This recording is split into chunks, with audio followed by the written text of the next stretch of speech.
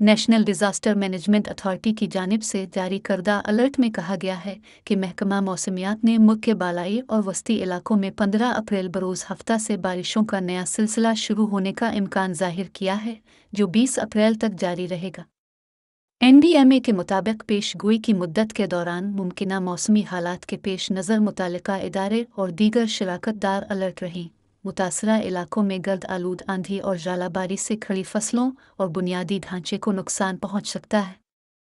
Alert کے مطابق چترال، دیر، سوات، کوہستان، گلگت بلتستان، کشمیر، مری اور گلیات میں لینڈ سلائیڈنگ، فلڈن کا خدشہ ہے۔